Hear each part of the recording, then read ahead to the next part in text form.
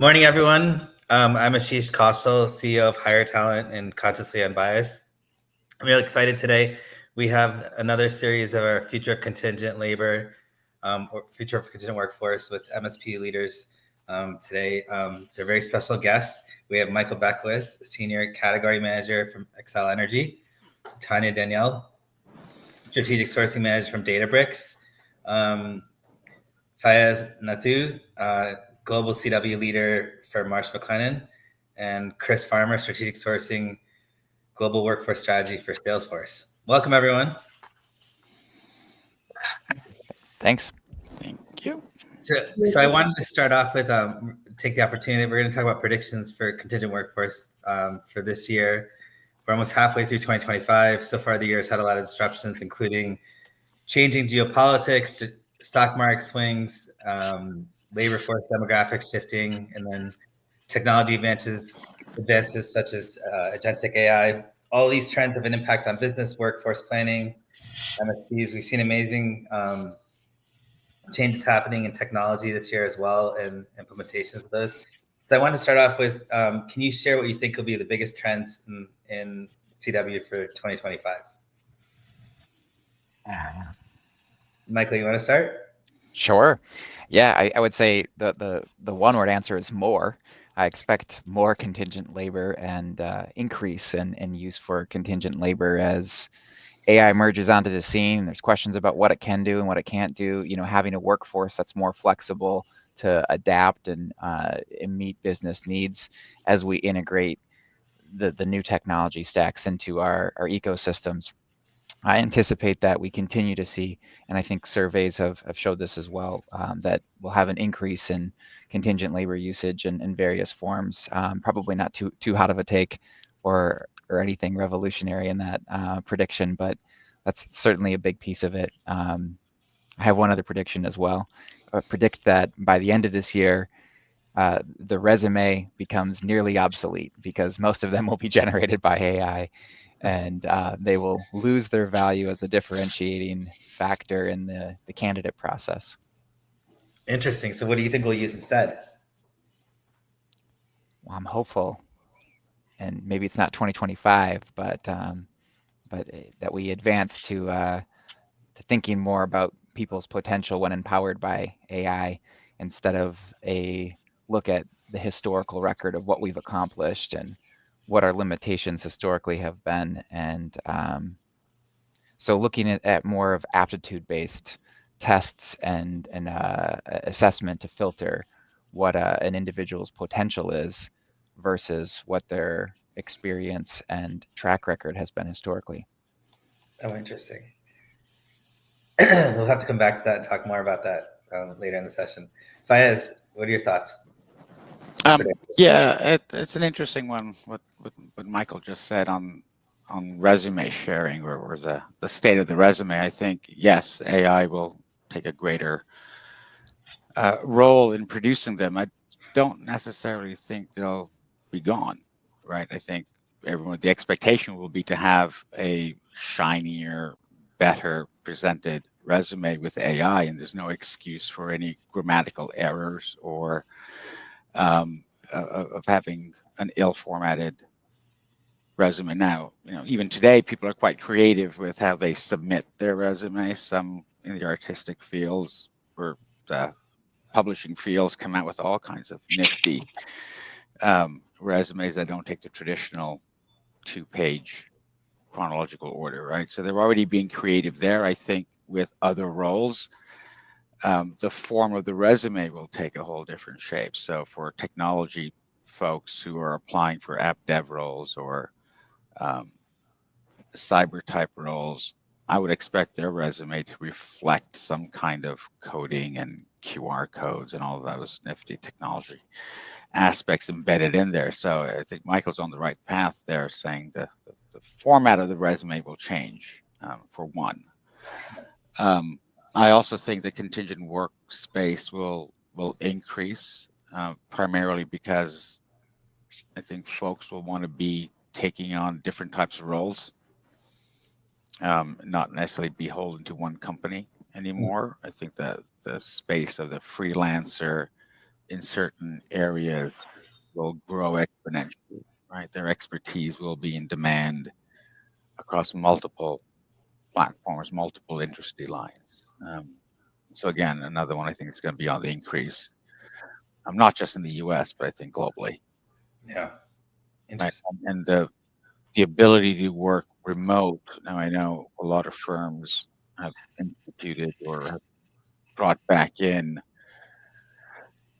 return to office or a hybrid component of it, and that's fine. I still see that happening, but I think the remote part will increase in that there'll be a lot more cross-border type roles going forward.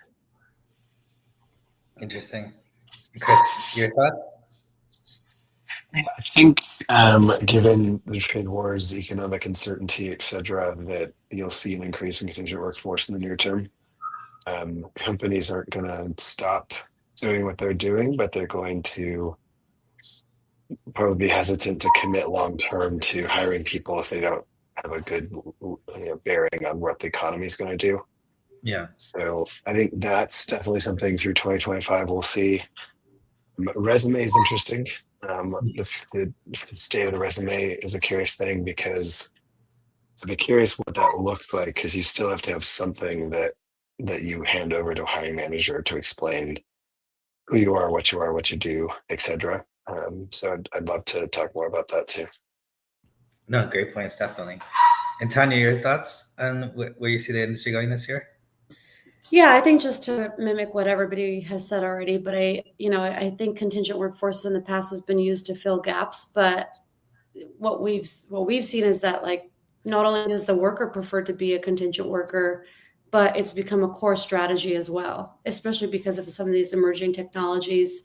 I think Fayez mentioned, like, or maybe it was Chris, that, why it's harder to bring on full-time employee when, it's something may be changing so quickly. So definitely that. And then I do think also with all this AI, eventually, these programs are going to bring on intelligence platforms that actually, like, tell us, like, how people are working and their best output. So of course that will be for all talent in the company. Absolutely. It's interesting. I mean, you guys kind of start off with the resume and how things are changing and how we're looking at people.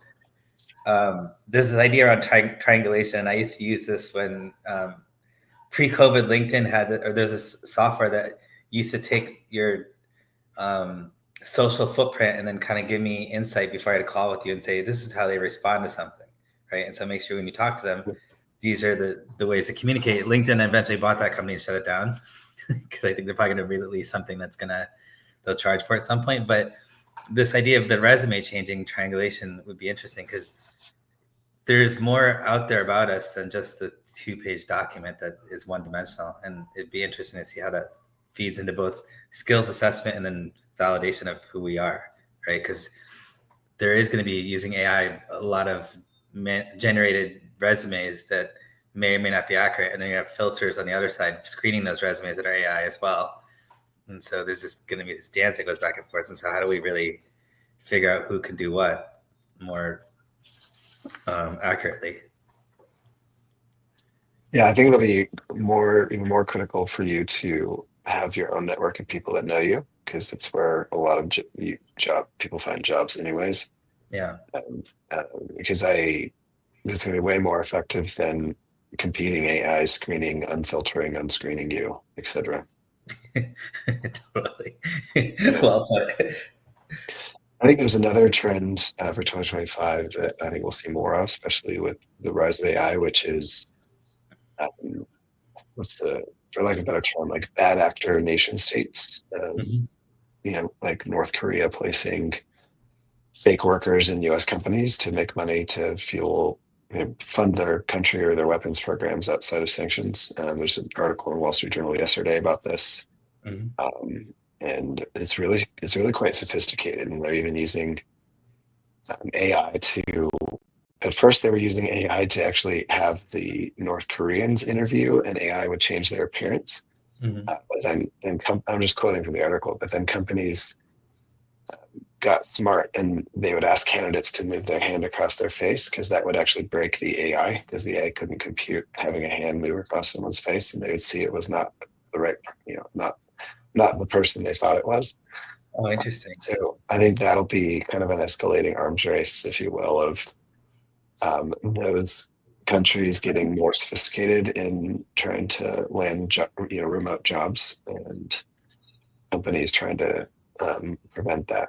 So yeah, I mean, you also bring up a good point because I also read something around the same issue around corporate espionage. So they'll bring somebody in, have them pretend they're living in Dallas, and then you ship them a laptop, and then they have somebody else who's been moved here. And once they get access and they become a good worker, they actually plug in a device that downloads a lot of corporate data. And so, how is that affecting your strategy on remote work if these things are kind of happening?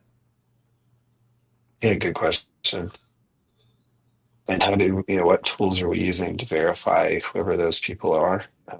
And you'll see some of the larger companies actually kind of holding open dialogue of helping each other out to be like, hey, we've noticed this trend, look out for this particular thing, et cetera, because it's something that affects everybody. It's not just a limited industry or a limited set of companies. Yeah. Interesting. Tania, do you guys, we often get customers ask us how we use AI in staffing, and then they ask us if we agree not to use it in staffing. Are you guys implementing, or do you encouraging your staffing providers to leverage AI to help with the sourcing process, or is there a risk that you're worried about that you're not allowing entities to use that? I mean, I work for an AI company, so I think we would encourage everyone to use AI. However, of course, there's obviously ethical ways of using AI and non-ethical ways of using AI. Just like Chris mentioned, of course, there will always be cases of countries or companies or people utilizing it in a negative way.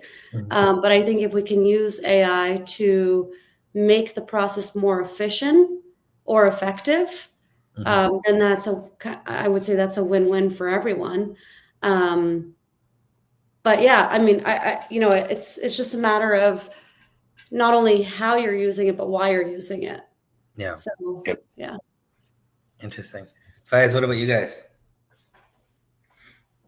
Yeah, so internally we have our own AI system in place, right? Our firm recognizes that there are potential dangers using AI. That's an external AI, just from a data collection perspective and a data protection perspective. So we've gone ahead and created our own AI. And to what Tania said, right? There's a huge amount of potential good coming out about using AI. So internally we have AI bots on all our applications, right? Your MS products, whether it's Excel, PowerPoint, Word.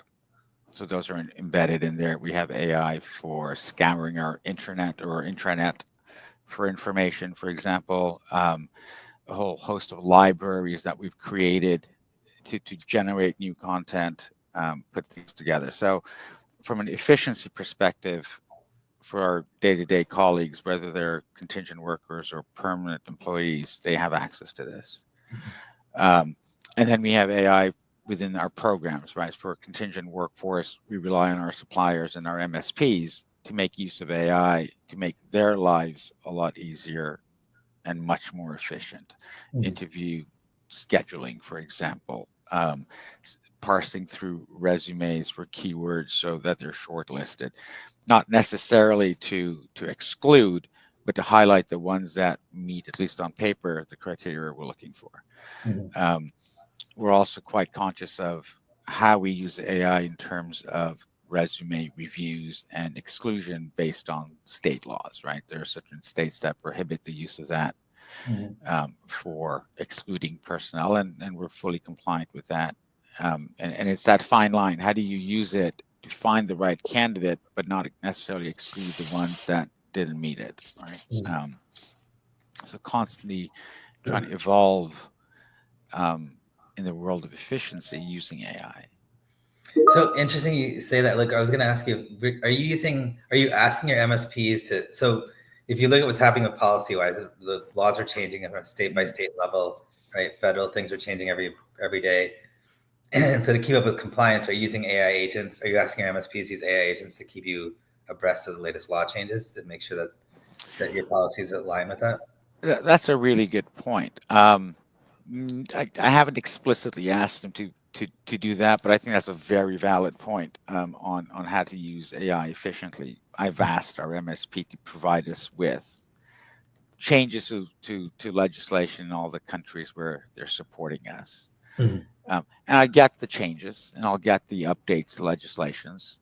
It may not necessarily be as they hit the press or as they're in discussion phases. So I think maybe you've just given me a great idea to go back to my MSPs or even my own compliance department, right? I know my compliance internally, our ER employee relations group and our HR legal group are constantly getting updates. And I think they're using AI and they're using their suppliers and external law firms to provide us with information internally. So I'll get that info from internally, but I have not explicitly asked my MSPs to do that. I know one of the MSPs do use AI to parse through all that and then start drafting and putting together white papers, which they then pass on to clients like myself to download and read. I personally don't have time always to go and click on links and download them. So I think if it's fed to me by email, I'd probably get to it faster. Yeah. Yeah, but I also think they can use AI to say, okay, here's the summary of what the document is and Yeah. the policies to change, right? Instead of Exactly. you having to filter through that. Michael, what are your thoughts?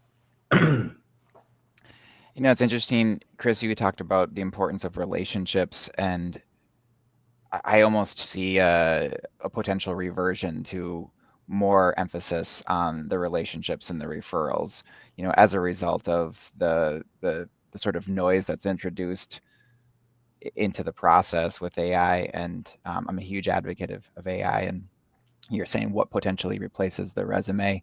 I really think it is an AI agent, you know, an AI agent that knows you, that knows your work, that knows your profile, and can respond directly to inquiries, right? You know, so instead of presenting, you know, for instance, a resume, that AI agent will be able to, I mean, this is already possible with Gemini, right? Like you can create a web page or an infographic in minutes that would, you know, theoretically perfectly outline your background and potential experience and potential growth into a particular role. But the relationships, I think become increasingly important because, you know, just from a trust factor, I think the psychology is the constraint here more than the technology when it comes to AI and human psychology and just subconsciously the fear that drives a lot of our decision making, right? It's really, I think, a bit of a paradigm shift when we consider, you know, in the next 1 to 2 years where we can go potentially just because of the access to, you know, everybody has this access. You know, even homeless people have phones, right? Now they're getting pushed AI. They have that at their fingertips, and what we're getting is the ability to ask better questions. You know, ultimately, we, instead of asking questions from our own limited experience and potential, you know, we're able to ask a question from the sort of collective intelligence that comprises AI. So it's I feel like there's a good potential for, in the candidate and in the hiring space, the kind of full circle of coming back to, well, we want to do in-person interviews. We want to do where possible, right? Especially for key strategic roles. You know, flying people out, investing a little bit more on the front end to eliminate the risk of the bad actors, to especially, you know, depending on the domain, right? I'm in the energy industry, and there's this, you know, so many regulations that we're bound by with critical infrastructure, and I think it will emerge in in tandem, in parallel with AI increasing in its capabilities, we'll also have this increased focus on what AI can't replace, which is the relationship itself, and the referral networks. And I think about the value that suppliers bring. There used to be sort of the notion that, okay, they have this network both digitally, but physically as well, the people that they've met in person. And started out in the staffing industry, and remember it was, you got sort of two different levels of intake experience or qualification with a candidate. One would be a phone call, right? You screen them on the phone call, you maybe spend 10, 15 minutes, but then if you really wanted to qualify that individual for a job, you'd bring them into the office, sit down with them face to face, and start talking through and getting to know them. And I always found that there was this disproportionately greater level of potential by sitting down with somebody face to face, and my ability to find a job for them as a recruiter.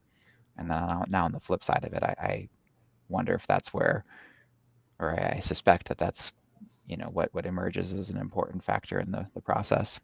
But I do think, asking our MSPs, asking the VMS technology partners that we work with, both externally as well as internally, how they're using it. And, it really starts to shift the expectations. And there's a lag, right? Right now, it's not quite known how much, from a time perspective, we're going to quantify and save. But as soon as that is understood, I feel like there's a heightened level of expectation as far as work output. And so it's like, okay, we have this little gap from now until whenever, where the people who are really fast adopters, early adopters of AI have a tremendous advantage, but very quickly it turns into, I think, increased expectation from our management and from the companies that are, extracting as much as possible from us in many ways, and getting the most output they can to make the most profitable organization. So those are some of my thoughts. Yeah. Interesting. So you're saying that there'll be a heightened level of human touch as we automate the rest of it. I hope so. I mean, that's what I like the most about my job, I guess, is building relationships with people. And I love technology. I love data. It informs and drives all of my decisions, but there's as many of them as I can. But yeah, the relationships, I feel, will hopefully lead the way. Yeah. Wow. Something to think about. Chris, where do you think the MSP model is going to go in 5 years, given all this agentic AI happening? And what are you expecting out of your MSPs going forward? Oh, you're on mute. Oh, there we go. Apologies. I lost my voice over the weekend and I had too many adventures in the desert. So I do feel like MSPs, any MSP that's just trying to keep selling the same model in the coming years is in serious trouble.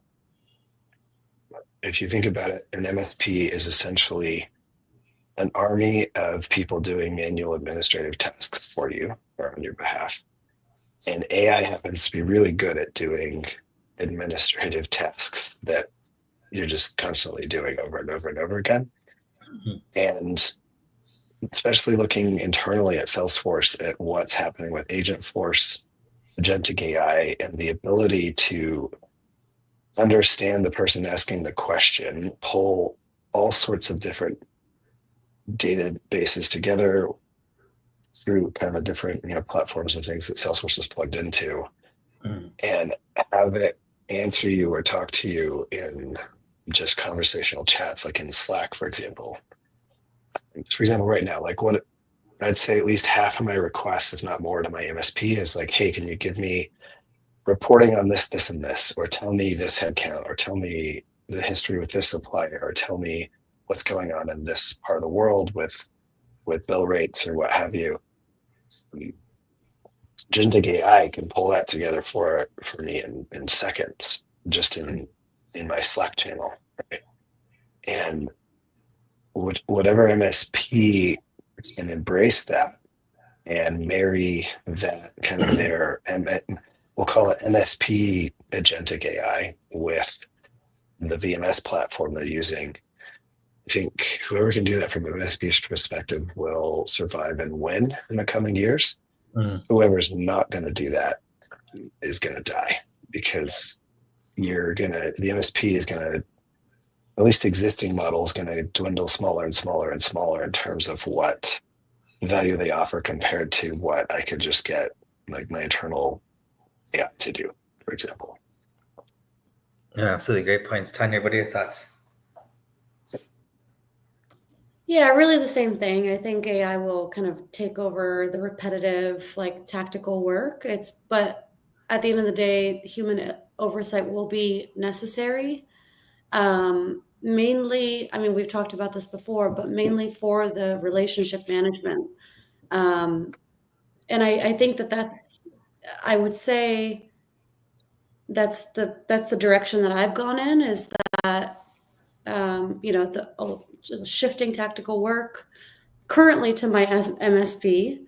And I've kind of been more of the strategy and relationship building.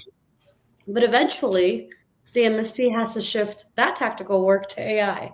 So it's kind of just this like order of precedence. And, I've mentioned before that, like, working on automating my work, but right now automating my work means just handing it over to the MSP. But eventually, I think this can grow enough to where the MSP should hand it over to AI. So do you think this automation is going to sit like on an MSP layer? They have their own tech, or is it going to sit within the VMS? And then the MSP is just going to reduce its footprint and increase its offering?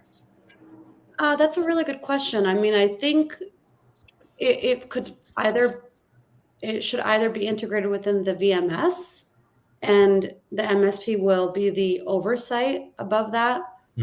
Or if the VMS doesn't catch up fast enough, then the MSP can essentially develop something that sits on top of the VMS, like a bot or something. So it really just depends on who moves faster, ultimately, in this case. Yeah.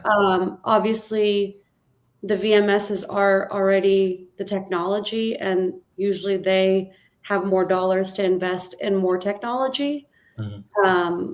So that might be faster, but I guess it just depends on which company wants to invest in that. Yeah. Interesting. Anyone else have thoughts around this?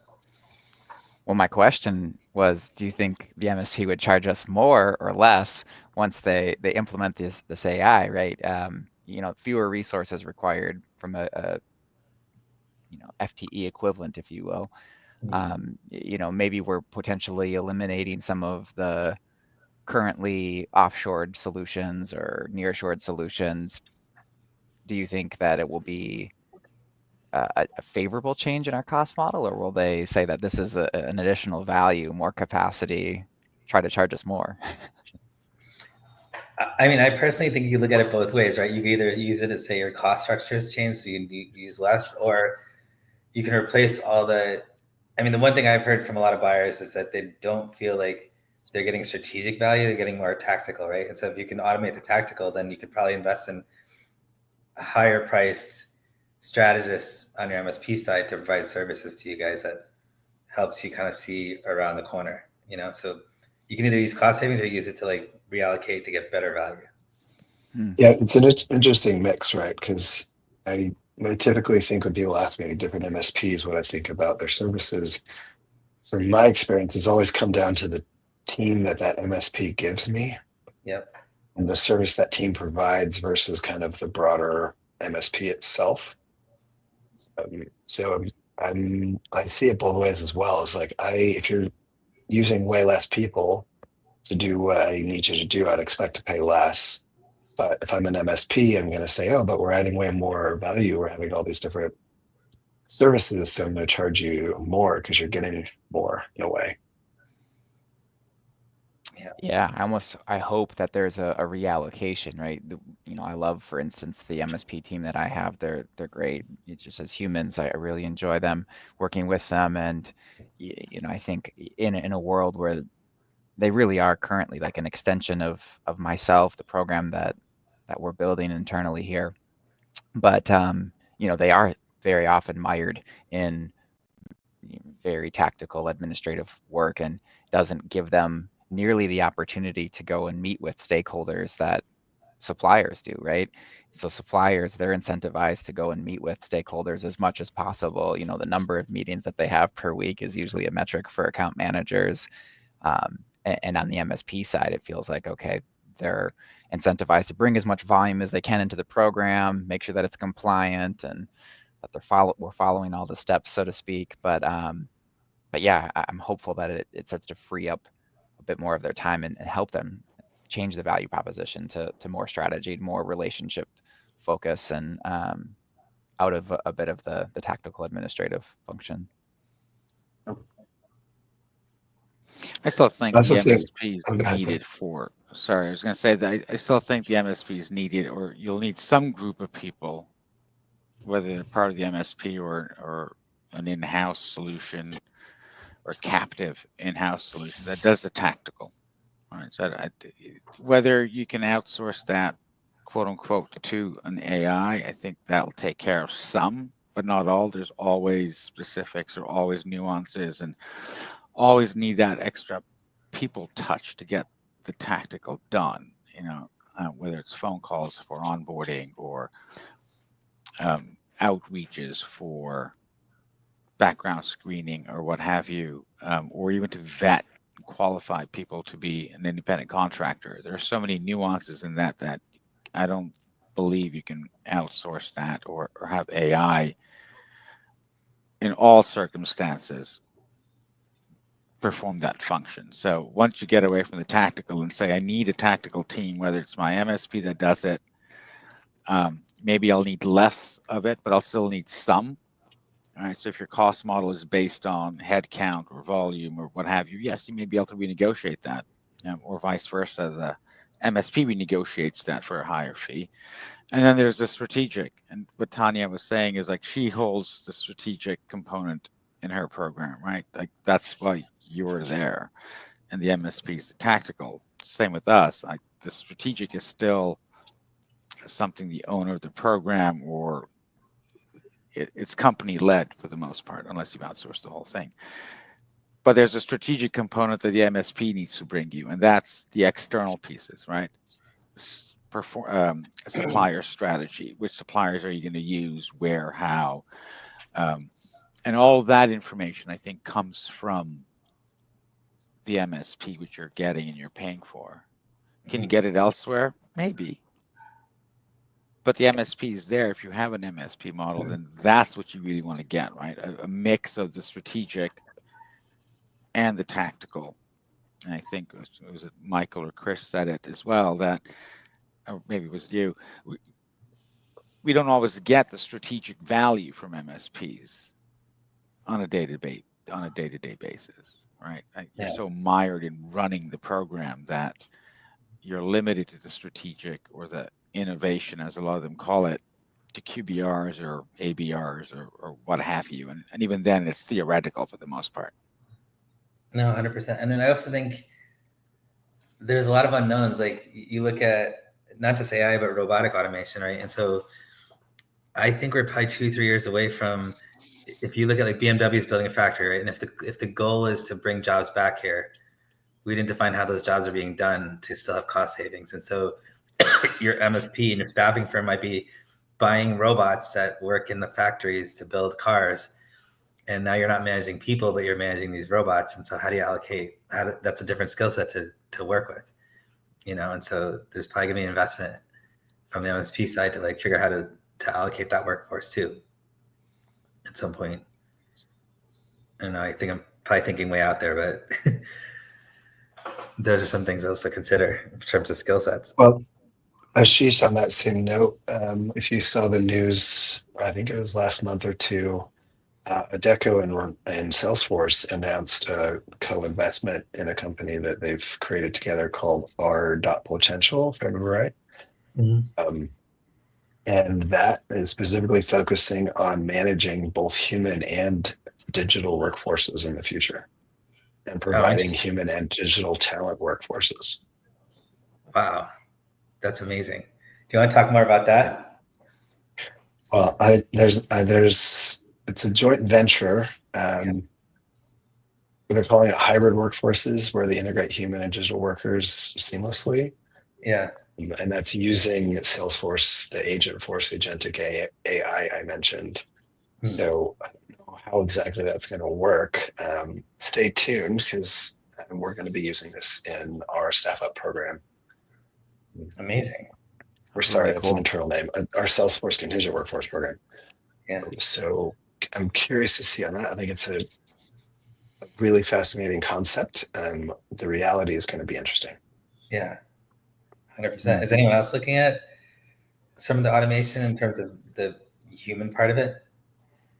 For sure. We have one of our co-pilot champions, which of the options out there in AI platforms, I feel like is slowly trying to claw its way up the ranks, but it's quite underpowered still compared to some of the other alternatives. But we're having a competition to build agent or set of agents, and so one of the agents that I've built, it's actually, well, there's 5 different agents and a master agent that orchestrates all of it. It's around taking existing job descriptions, so I can paste my job description into this agent, and it by bullet point by bullet point identifies opportunities to for me to outsource my work to an agent, and does a time study and an ROI, and it estimates how much, from a weekly perspective, how much time you can save.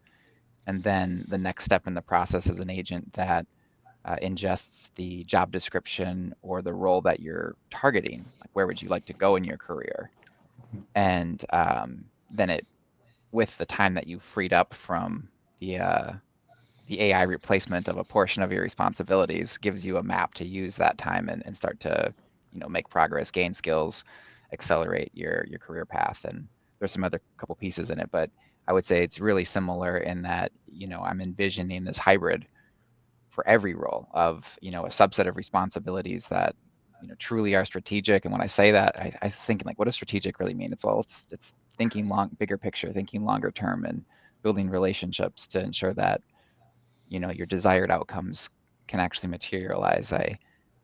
That's the agent or group of agents that I submitted for this contest. We'll see what kind of results I get here. They're, I think, scoring these in the next month or so. But yeah, I've built out similar agents with OpenAI, with Gemini, with Claude, just to see, like, okay, what are the differences? What are the nuances from platform to platform? And it's pretty fascinating. But they all, from a model perspective, are evolving so quickly that there's no doubt that we have that digital hybrid workforce, and having a solution to manage and allocate, okay, what tasks do we want to digitize or amplify with AI? What tasks do we want to keep the human in the loop? Maybe it's all of them, but yeah, it's definitely something in front of mind for me, and then by extension our external workforce. Very cool. I love that. I definitely want to see this. We have to do a demo. I'll send you a link. It's cool. The other thing I was thinking about is, like, just from an agent could really help with, I've been asking for this from the VMS for a long time, was if, like, let's say Fayez is a hiring manager and he loves to hire people who are project managers from Xcel Energy. If we know his pattern of behavior, like, why wouldn't you add that to the job description and send it to the staffing firm so they know where to micro target to get to yes faster, right? And so we should be able to use not just the job description, but also the hiring manager's buying patterns and integrate that into the actual search. Yeah, and that's kind of by extension what I was talking about with this job description assessment, right? Because historically, when we are evaluating a candidate, we always have to, we only have had the option of, well, what's your previous experience to develop, this particular hard skill requirement. Mm-hmm. And that's shifting, right? Because there is a subset of any job now that, yes, with a bit of effort and some training and learning, there's some of those hard skills that can truly be replaced and gained very quickly. For not everybody's going to have that ambition, but there are many roles where what used to be a hard requirement is perhaps a soft requirement now, because you have an AI agent that can complete that function. Mhm. So, like previous Xcel Energy experience as an example, or like honing in on some of those types of nuances from a behavioral pattern recognition, predictive analytics. Feel like, yeah, there should be some pretty good advancements we're able to make in the next year as a result of it. Definitely. Tania, so 2024, we saw SOW sort of really expand. And so we saw contingent go down, SOW expand. And part of that was, I think, flexibility, less rules around the labor you bring in, the ability to, from a tax policy standpoint, you can write things off and use it as capital expense and things like that. Do you see that continuing? And were there any things that I was missing in some of the reasoning behind that? And if so, why do you think it's going to continue? Or do you think the elastic approach where we kind of overcorrect on one side and go back to the other is going to happen in the next year or two? Yeah, good question. I think it really just depends on the nature of work that's available at these companies. So I think, as we mentioned earlier, when it comes to like these emerging technologies, the work tends to be more project based rather than quote unquote staff augmentation. So for us, that's how we decipher whether we're going to go the SOW route or the staff aug route. Is like, what is the actual work? What is being done? I as far as like the worker might be concerned, they probably prefer SOW work, just because it's it's milestone based. They get paid out, and they can expense certain things as a LLC or whatnot. So it really just depends on the type of worker. And as far as we are concerned at running the program, like, what is the actual work being done, so that way we can classify correctly.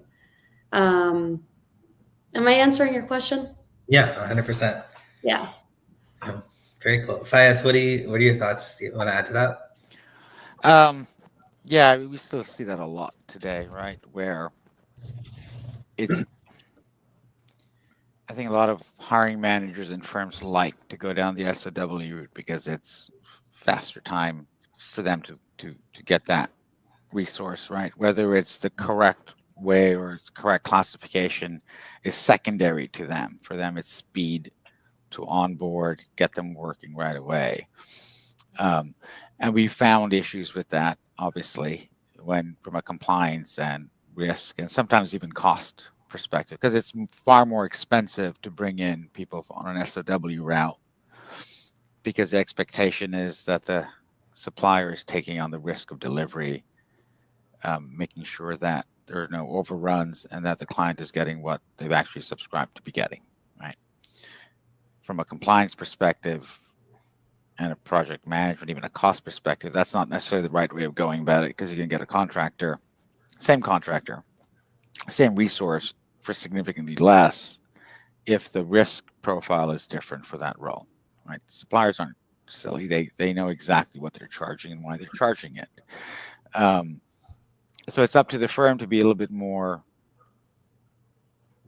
careful, I guess, and managing that balance of, yes, I get it. It's faster for you to bring somebody in. It doesn't count against headcount most often. To Tania's point, there's a lot of tax deductions for the worker. Everything meets the head, right? When I look at the same kind of things going on in the UK, a lot of that's been shut down by IR35 and stuff. By IR35, right? The tax department wised up to it and said, you know what? There's too much abuse going on there. Mm-hmm. And we're going to actually hold the end beneficiary responsible if they don't get it right. So they have two options. You either say absolutely not to this model and you go down this model, or you go down the tedious task of evaluating every single assignment that's out there. Yeah. So I think there's a balance that can be met if hiring managers are a little bit more diligent and work together with their compliance and or their contingent workforce teams, right, to getting in the right person at the right cost in the correct way to get that work done. Do you think if I call like the CW is kind of the regulatory process to hire talent versus SOW is kind of unregulated for the most part, right? So do you think if the MSP and on the contingent workforce program reduce the regulations that you'd see a lot more movement back into that area from the hiring manager perspective? So, but by definition, that would, right? Because there is an element of the requirements, regulations, policies, and if you remove all of that, then it's down to the same kind of resource now. But you get better cost savings, right? Well, would you? Right. So if everybody moves back to the SOW world because there's no regulations, I can't see consulting firms or, quote unquote consulting firms, providers of statement of work resources, if you want to call them that, changing their price model. True. Right. If you're using more of them, ideally you see more fixed price engagements or engagements with certain caps on spend. But I can't see them changing their price model. And also there are some benefits to having time and materials on an hourly, daily rate or monthly rate, whatever it is, but on a time and materials basis rather than on a statement of work basis. So certain types of roles and certain types of work require that more than that fixed price engagement. Yeah. Interesting. Chris, your thoughts?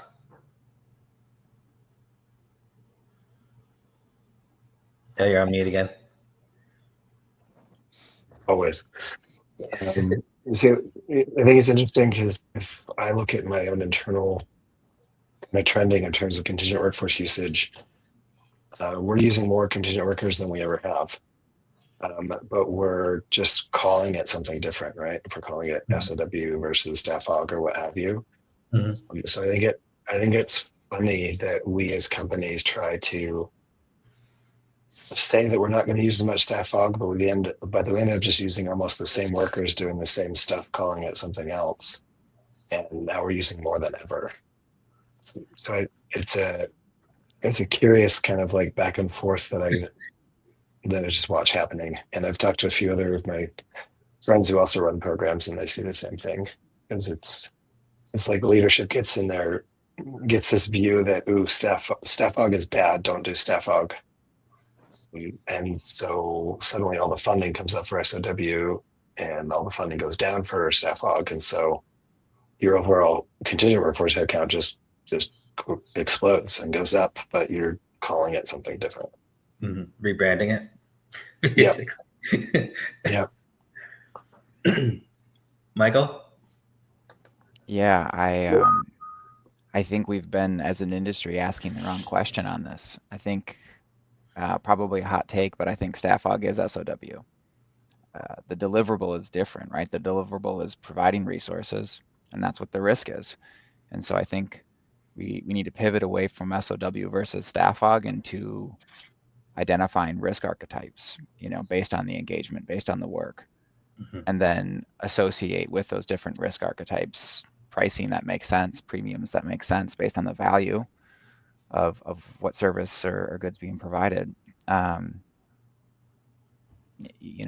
think it's a losing fight in my experience for the past several years that I've been having the conversation of SOW versus staff aug with internal stakeholders at any level, whether it's the line level or an executive. There's assumptions and perceptions about the label, about the worker classification.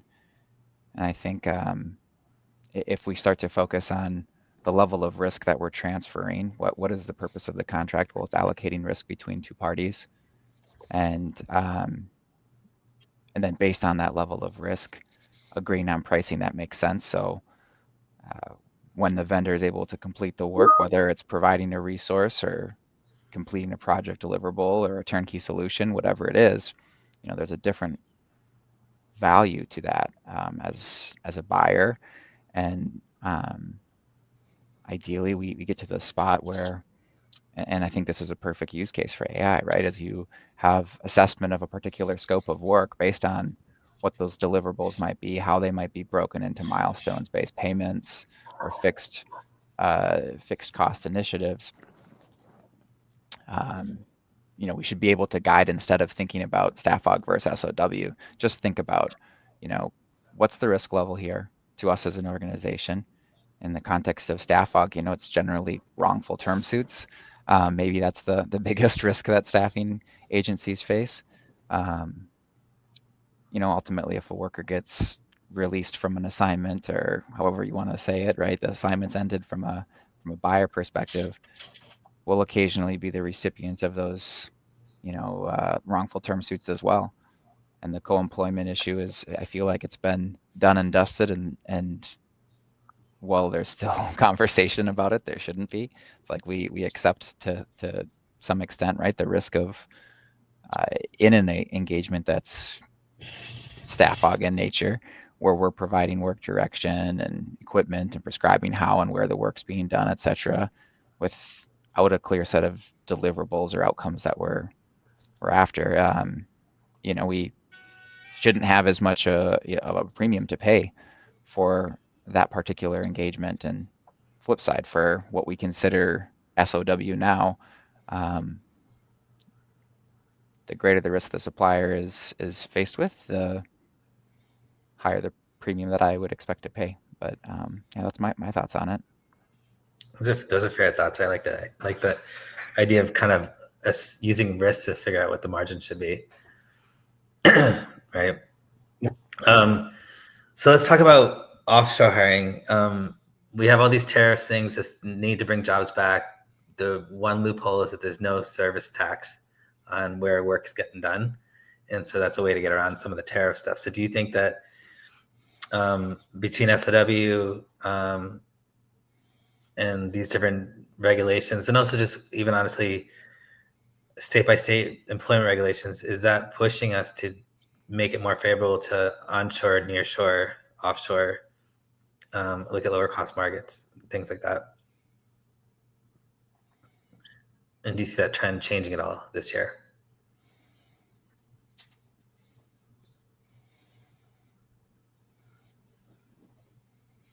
I think for us, we're kind of taking it one step at a time. There's definitely trends that we were heading in the last 2 years, at least at Salesforce, that may or may not continue, depending on what happens with relationships with those countries, et cetera. But at the same time, you kind of have to follow where the skills are. And if you need a large number of a certain type of skill, then it kind of doesn't matter what's happening, because that's the one place you can go. Fair. So you might just end up paying more, but it's not that we can flip a switch and then find that kind of volume of skill set somewhere else, different country, different place, whatever. Yeah. So it's interesting. I think it's fascinating to watch kind of workforce trends in terms of, I think the smartest country in the world would have tried to hoard all the potential talent they could, because then they would basically become almost like the talent factory or technology factory of the future, if they could do it. 100%. And it's funny watching different countries, not to get too political, but watching different countries try to like push that talent away and be like, no, don't come here. Or, we're going to make it difficult for you to work in our country, things like that. When I think you're going to win the future if you hoard all the resources, and one of the biggest resources is talent. Especially as AI kind of levels out all the manual tasks. No, 100%. I mean, intelligence is really the weapon of the future, right? Yep. And so you want to grab as much as you can if you want to have a competitive advantage and an economic advantage. So it is interesting. I do like the idea of just following the talent where they are, regardless of the economic policies that are being structured. Most companies are calling does anyone else want to add to that? I think you're spot on. I think there's the availability of resources challenge and the math around, the basic supply and demand of resources that forces most larger companies and growing companies to explore models that will deliver the right resources. We are very, very frequently struggling to find, certain technical resources domestically, and we have to the extent that we want to drive growth and progress and continue to build there, right? Short of completely refactoring our education system, which is going to have lagging impacts anyways, right? If we want workers now, we have to certainly get creative as far as to where we're sourcing that talent and where we're finding it. Yep. So you have this conflict of like, I need to find talent, the best ones wherever they're available. And then you also have this other side where companies want to go back to pre-COVID, where we come back in the office way more often, if not every day. And so how do you balance those two things? Because the ones who are really skilled may not want to ever come back to the office on a full-time basis. And so do you think that companies are putting undue pressure on themselves by forcing that issue? I think companies, push comes to shove, companies are going to have to just work with wherever they can get the talent. I think we're past the point where companies can just say, sorry, everyone's coming in, we're only doing it this one way. Yeah. Because when we were not globalized and so ultra connected, I think that would have been a way more powerful stance, but now people have options, and the companies that are willing to work with talent are going to be the ones that win. Absolutely. I agree. Because at the end of the day, if you think about it, the company just needs certain things done. And what's actually going to add value, getting the thing done or putting someone in a seat? We used to value both, but I think they're not necessarily tied together, right? No, they're not anymore. I don't know if they ever were per se, but now for sure they're not. Yeah. Yeah. So thank you all. I want to kind of end this with, what are you most so the first half of the year was pretty choppy. I think the second half should be a little more stable, but we'll see. What are you all the most optimistic about for the future of contingent workforce, at least for 2025? It's not going away. Yeah, I Right. think Tim Ferriss said this. The future is already here. It's just not evenly distributed, and I agree with that sentiment. We have such great potential here already at our fingertips, and as we move forward, take steps, we'll gain clarity. There's a lot of uncertainty. There's a lot of fear and doubts that are driving people's decisions right now. But yeah, definitely makes me feel confident about the industry in general with respects to contingent labor. Very cool. Yeah, I think ultimately empowering workers, companies, really everyone involved, utilizing emerging technologies like AI to make our work more strategic and more impactful. So yeah, I think there's a lot to look forward to. It's just a matter of accepting it as it comes. And definitely. Fayez? I agree. I think a contingent workforce is not going away. We'll be able to refine the models much more, whether it's this year or the years to come. And I think one of the things I'm looking forward to is no 2 days are alike in this space ever. With changing regulations, with changing works landscape, with changing programs, with changing MSP outlook, no 2 days are alike, which is part of the fun in this role. Absolutely. And Chris? Yeah, I think the future is really exciting and interesting. I think we're on the cusp of a major transformation, and to see what plays out in the next 3, 6, 9, 12 months with new technologies that come online. I'm stoked. I think the role that we're all playing in contingent workforce management is more critical than ever, because companies aren't going to stop using a contingent workforce, and there's all new different ways to do it. So stay tuned. Yeah, I love it. Thank you all. This is so insightful and interesting and dynamic. And I think one of the big thoughts I think came out from beyond the AI discussions was that you guys are leading the way to teach companies on like the reality is let people work the way they want to work and how they want to work. And as long as work gets done, that's what's most important rather than these rules that we're defining unnecessarily. Yeah, let's make it simple and let's make it compliant. Yeah, that's all we need. Yeah. Okay. Thank you so much. Thank you. Thank you. Thanks, Yeah. everybody. Thank you.